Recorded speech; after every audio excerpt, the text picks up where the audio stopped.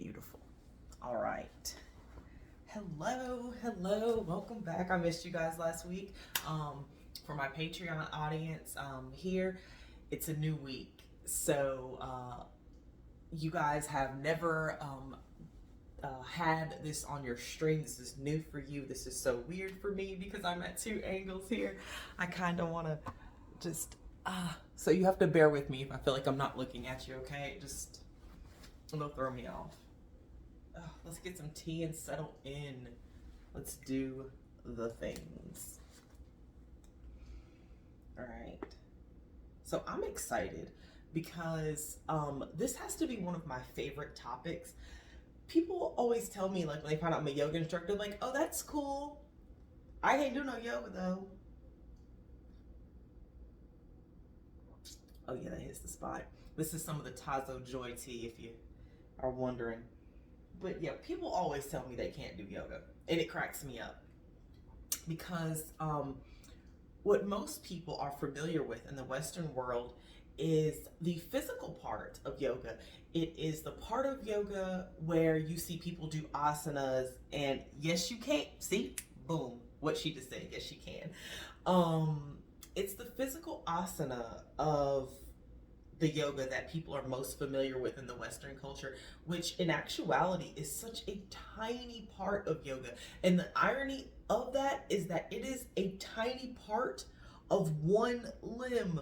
Like, that's it. It is like maybe 2%. And in all honesty, if you go to like one of what is considered the yoga Bibles, which is Patanjali's Yoga Sutras, the only asanas he deems important are 3 seated postures for meditation.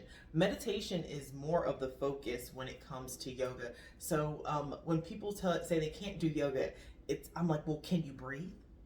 If you can breathe, you can do yoga. If you can think, you can do yoga. And so with those things, I like to encourage people to open their mind to what yoga is. And that's what we're going to talk about today. It is such a deep thing that I broke it into 2 parts. So first we're going to talk about the 4 paths of yoga. That's going to be Raja Yoga, Jnana Yoga. Hey love, that's awesome. Yes, get that workout in for sure. Karma Yoga and Bhakti Yoga, okay? I want to start with the most familiar, okay? Yes, heavy bodies can do yoga. There is a fantastic plus size yogi on Instagram. If you don't follow her, name is Jessica Rial. She is amazing. That girl has been on magazine covers in England. She's thebomb.com. I took a class for her, and my sister, I booked her for a class, and that class just worked out fantastic. So let's jump into it. Raja Yoga is it's considered the royal path. It's the high path of yoga. And that's the one that we're most familiar with. But believe it or not, when it first came out, it was meant only for Brahmins. It was meant for the upper class, the upper caste system, because you're dealing with India here. And so you had to be high caste, and they had to be royals, which is where the name comes in. And you also had to have the time and money to devote. So usually if you were the king, you may not yourself practice this entirely. You probably grew up practicing this. But once your kingly duties took over, you no longer went in. Now, before we get super deep into these 4 types, there's 2 terms I want to break down to you here. And actually a duality of terms. So the first is duality, okay? Duality in a practice simply means that they believe that there is a separateness. They focus on the separateness between self and the divine. So there's me and then there's God. There's a separation there, and it is focused on bringing that separateness together, because as you recall, yoga is about union. Now, non-duality is going to be where it's all about us being all one, okay? That is all about the full union of yoga. There is no separation between us and the divine. We are one. Now, each path has its own preference, if it's dualistic or non-dualistic, okay? And so that is important to understand when we're talking about these. The other one is whom the yoga is for, okay? And that's why I wanted to touch on this. I almost forgot, but if you tuned in for the Tantra talk, you were introduced to the term householder, which is what Tantra yoga is for. It's for the household. It's for those of us that have homes, we have jobs, we have lives. We build connections with people. We build relationships with people. And so it is not for us to practice the same type of yoga as someone who is an aesthetic off on the side of a mountain, and they've renounced everything, including interactions with people, because what they need is going to be a little bit different. There's going to be more focused on uh, overall attainment of enlightenment to share with others, as opposed to the householder, which is how we can navigate the waves of our lives. Anyhow, so those two terms are important. Now, with that being said, the Raja Yoga path was created for Brahmins. It was meant for, someone who could, go off. And that's why I say kings would have learned this growing up, but it's not something that they would have continued to practice, because they would have had to join society. They would have had to make decisions for, the country or the kingdom as a whole. And you can't be a renunciate and do that. And so usually that was like for the second son, or maybe, a daughter or something that may do, well, no, a second son, because women were not allowed to practice yoga initially, which in itself, here's a little yoga history that's ironic. Yoga was first taught by Lord Shiva, and it was taught to Devi Parvati, and Devi Parvati, who is his wife, is the one that convinced him to share yoga with humans. So it's ironic that women initially were not allowed to learn yogic practices, when it was in fact the goddess herself that convinced Lord Shiva to gift the practice to humans. So there's that. So the goal of Raja Yoga is to control, okay, the thoughts and the intellect via meditation. I use the word control in quotes because that is, I was having a discussion with a friend of mine the other night, and she's a spiritual healer and medium, among other things, fantastic woman. And we were talking about controlling. There really is no way to actually control a lot of things. Some things are out of our midst. We're not controlling the mind, or what we're actually doing is calming. But for our society, especially in Western culture, we want to hear that we can control something. And I was reminded of my sister. I think she's on this live. One day we were talking, and she was like, "Since I've been doing my breathing practice, and it seems like everything's just coming at me at once." And I had to tell her, like, the things don't get better. They don't go away. Just because you learn to calm and reserve the self and bring yourself into a state of peace doesn't mean that the triggers stop happening. You just respond better. So you can never control what happens to you, but you can calm how you respond. All right, you can't really even control it, because your initial response sometimes will still be to go there. It's being able to soothe it when it arises. So I prefer the term calm. However, purposes will say control, but it's meant to calm the thoughts via meditation. So you are dealing with meditation here. You're also dealing with self-inquiry. All right, that self-inquiry is a dual thing, because you're not only inquiring the self, but you're studying for the self. So you're studying text. Like, I'll never forget the first time I learned about Ayurveda and I found out what dosha type I was. It was a lot of self-study. What do vadas and pittas, and then now I'm taking kapha and things like that, and you're learning to put it all together so you can understand yourself. Also, while we're talking about that control aspect of it, you're talking about self-discipline here. Being able to discipline yourself to be able to handle those waves when they arise. All right. Another aspect of Raja Yoga is purity. Okay. They ask that you maintain a sattva diet, which is something I'll go into in an Ayurveda topic at another time, because that we could be there forever with Ayurveda. All right. So Raja Yoga is what you see out before you. That is just what the kings used to do. That's summation of that. Jnana Yoga is my favorite type of yoga. That is the yoga of wisdom and knowledge. And essentially the goal of that yoga is to realize, it's to have the realization of truth of oneself. Okay? So Jnana yogis, they tend to be neither dualistic or non-dualistic. It's kind of just up. They don't really have that separatist mindset, because they're pretty much open-minded. Jnana yogis, they are the epitome of meditation, because they observe and they pass along. Okay, they observe and they pass along, and so they don't really make it to where they pick and choose. They're not choosing a side. They are just absorbing all the knowledge and expanding into higher consciousness. Now, Jnana Yoga is simply meditation and self-study. There's no asana required unless you choose a particular asana or pose for your meditation. Again, that's lotus pose. If you notice, my couch is that way because just this is the pose of the house. But you have the ability here to accept the mental aspects fully, and you can choose to embrace the physical if you like, but there's no requirement on this path. Okay, so if you are wondering, none of the other paths of yoga require asana, only raja. All right. Now, Jnana Yoga was definitely made for the Brahmins, okay? It was made for your higher caste of people because you had to be able to read the spiritual texts, all right? You had to be able to do things like afford to be a renunciate.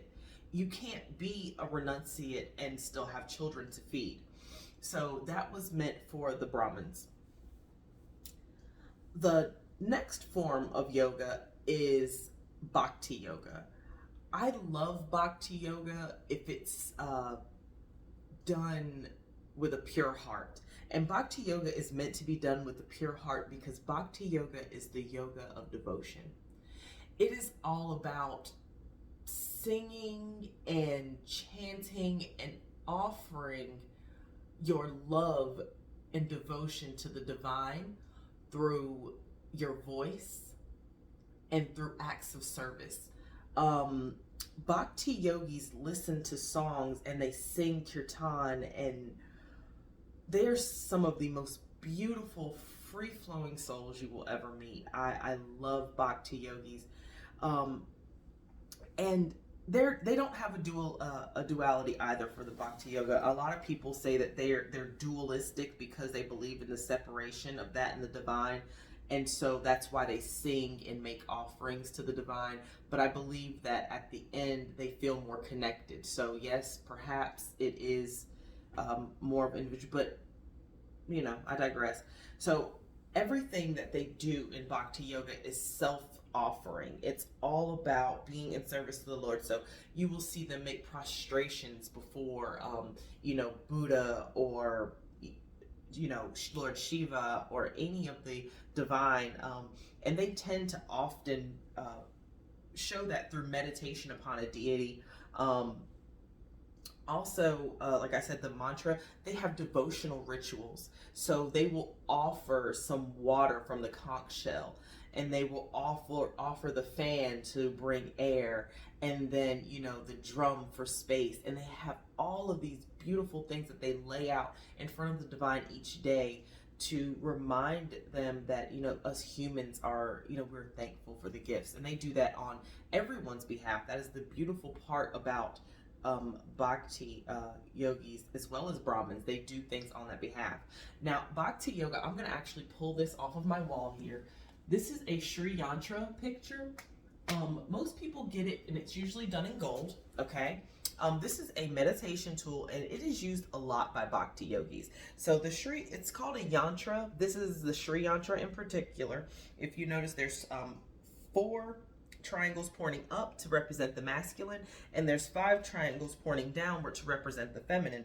And there's a teeny tiny red dot. I forgot I have 2 cameras. I forget so quickly. Here in this for the divine as the focal point, and then these are all symbolic of each of the chakras here.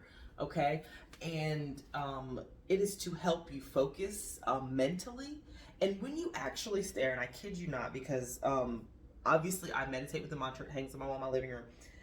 If you meditate on this, you begin to see different depths, dimensions, shapes. It is mind-blowing. And when you see it in a 3-dimensional, because some of them are like solid gold and they're built out, and oh my gosh, the meditation, the connection with the divine through sacred geometry is it's mind-blowing.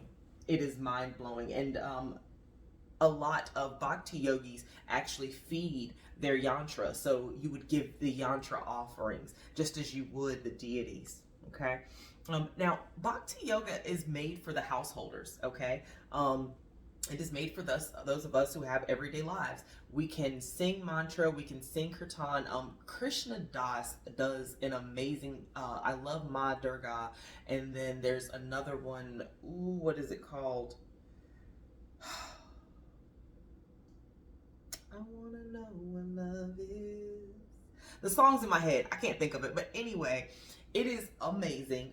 He is the bomb.com, and he does uh like live kirtans. Check him out if you are interested in listening to any of that. But you get to lay that devotion out before you, and then you can go about your day. All right. And of course, give thanks at any time that you feel need. You notice some people have their little car statues and things like that. All right. Now, the last branch of yoga is karma yoga. Karma yoga is the yoga of action. That is, they say it's the religion of love. That is the epitome of yoga off the mat. Okay. Now, all three of these, jnana yoga, bhakti yoga, karma yoga, it's all yoga off the mat. All right. And that means that we are taking the moments of awareness that we learn on the mat and taking and carrying that same energy off the mat in what we do. Karma yoga is all about selfless service. Okay, it is the service of self for others. All right. So being a person who, you might see somebody homeless and you offer them some food, or, like for us, we buy, me and my son, at the beginning of each winter, we go to the Dollar Tree and we buy lots of like gloves and earmuffs and hats and stuff. And so if there's someone that we see that is in need and they're homeless or anything, just out there, and they don't have anything like that, we have that to give them in the car. And then in the summertime, we keep bottles of water in the car just in case, not just for us, but in case we are, passing someone that may be out there in the heat without somewhere to escape that. So that is considered karma yoga.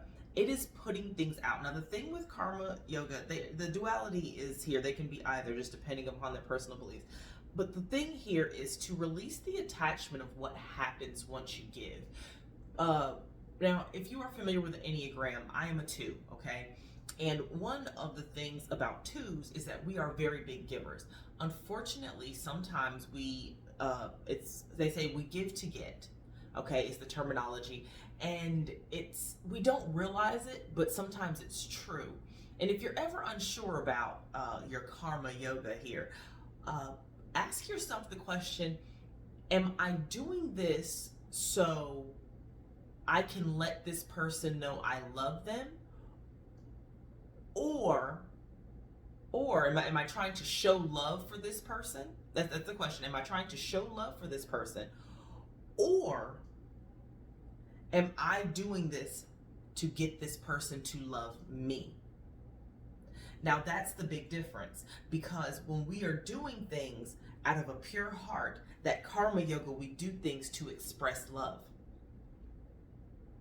When we are not coming from a pure place, we are doing things to receive love. You never have to do anything to receive love. And I feel like I need to say this because, especially, I needed to hear this a lot. We don't have to do anything to receive love.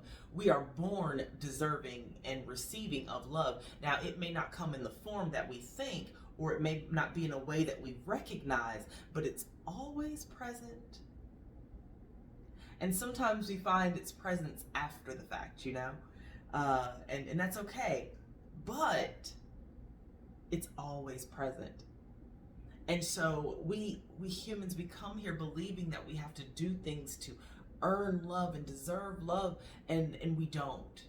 We don't. And not everybody will love you, and that's okay. It's perfectly fine that not everybody loves you. We're not meant to be everybody's cup of tea, Speaking of tea, where's mine? But it is about being selfless, releasing the attachment to any expectation of the love that you give.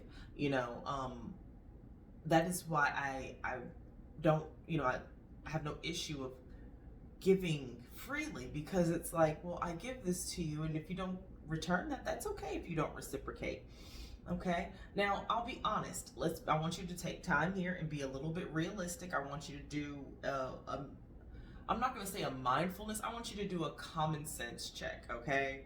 If you continue to give to somebody and there's no reciprocity, and this is not like, I'm not talking about like a stranger that you gave those gloves to. I'm talking about like this guy that you're dating, and you keep talking to him and texting him and buying things and nothing.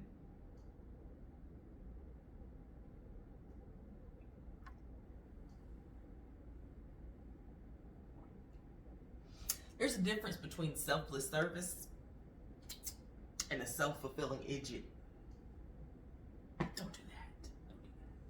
Be mindful of what you pour into connections, okay? So, and that's the funny part, is that is one of the practices of karma yoga, is mindfulness. Being mindful of your impact of the things that you say and do. They don't want to have that thought. No, they probably don't. But I'm just gonna be honest, because that's like a disclaimer. I'm not gonna tell you not to go to the doctor. I'm not gonna tell you to sit there and be like, well, he's treating me like crap, but I stay because it's my karma yoga. No, absolutely not. That's not okay. And so, but karma yoga is definitely for householders. It's about self-service. It's also about ahimsa. Ahimsa is nonviolence. And let me tell you the story of me and ahimsa. Ahimsa is the reason I struggled. Okay? I struggled with ahimsa because there were so many things that I could see where about violence was necessary. All right? You hit me, I feel like I have the right to hit you back. That's just, and a lot of people choose to go vegan by following the law of ahimsa, of non-harming to animals, and that is perfectly fine. It's all situated in one's belief. However, I had to spend a lot of time, I will be honest, I spent a lot of time with the Bhagavad Gita. And it's fantastic because Lord Arjuna comes and he has to enter this battle with his cousins, and he just really friggin' doesn't want to. He is not feeling this for so many reasons. And Lord Krishna incarnates and he talks to him about, Arjuna, war is necessary. It's necessary, and sometimes it may happen with your own people. There's always a war, there's always a conflict, there's always a struggle, be it internally or externally. And so there are times where, that non-violence may be, it's, oh my gosh, and I learned this, and the word is eluding me at the moment, but it's a word for necessary violence, and it kind of helped a little bit. So I would definitely dig into that a little bit more, especially for people who feel like ahimsa may not be is part of the reason that they feel a little pulled back from yoga, because they are meat eaters. I want to be clear, that is not a requirement for practicing yoga. It's great if you do, but it's not a requirement. Like, I'm pretty sure a chicken sacrificed his life just last night for my dinner. Still a yogini. But it is a personal preference, okay? And so, like I said, this is for householders. Now, the cool thing about karma yoga is that we actually know karma yogis. There are very popular karma yogis, and you probably know them as like, oh, I don't know, Gandhi, Mother Teresa, the Dalai Lama. Yep. Those are all yogis. And so, following that path of the karma yogi is very, very easy to do. That is just your yoga off the mat, being mindful of the things that, of your impact and others' impact on you. And so, now that we've covered those four paths of yoga, those are the overall, okay? Next week, what we're going to do is we're going to get into the different styles of yoga. Okay. And by that, I mean like vinyasa yoga, yin yoga, hatha yoga, Kundalini yoga. I've already done an in-depth on Tantra, but I will touch on Tantra next week. And it'll depend on how in depth we get. That I may need to break that into a two-part, just because it is really hard to give each yoga its proper attention. And you know what? While I'm thinking about it, what I think I may do is give each style of yoga its own episode. That way, in the episode, we can talk about it, and then I'll teach you a couple of the practices of that. So, when we do the Kundalini session, we'll go and do a little smooth Kundalini workout, and we'll do a vinyasa flow and a yin flow and a hatha flow.